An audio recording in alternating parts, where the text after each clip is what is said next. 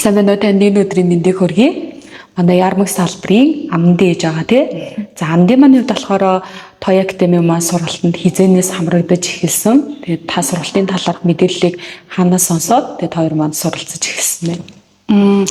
Манай хүү болохоор энэ жил 5 настай. Тэгээд бид хоёр 1 жилийн дараа сургуулсан.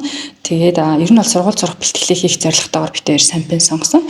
Тэгээд яг сампинг сонгохдоо болохоор бид хоёр нэлийн удаан нөгөө юм төстэй сургалтын байгууллагуудыг судалж үзэж байгаад тэгээд яг Тоя академиг сонгосон байгаа. Тэгээд ер нь бол гол зорилго нь сургуульд орохдоо бэлтгэх зорилготойгоор сонгосон гэсэн. Хүү болол сургалтанд хамрагдаад нэг 5 дахь хоног дээрээ явж байгаа.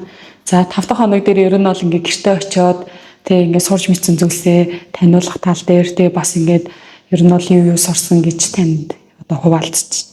Тийм нөгөө би яг нөгөө сургалтын заах арга барилыг сайн мэдэхгүй болохоор нөгөө тоог ингэж бичнэ гэдэг ч юм уу тиймэрхүү зүйлүүдийг зааж өгөхөр нэг сайн хүлээж авахгүй байгаадсан. Тэгээд сампинд явсан эхний өдрөөс эхлүүлээ тоонуудаа зөв бичдэг болж эхэлсэн. Нэгийн тоог одоо шин дороос нь бичдэг гэсэн. Тэгэхээр зөв одоо харуулж бичдэг ч гэдэм үү те гэж эхэлсэн. Тэгээд ер нь бол сампиндаа бол нэлийн дуртай байгаа. Явсан эхний өдрөө гарч ирэнгүүтээ би одоо дахиад 100 удаа ирнэ гэж хэлсэн.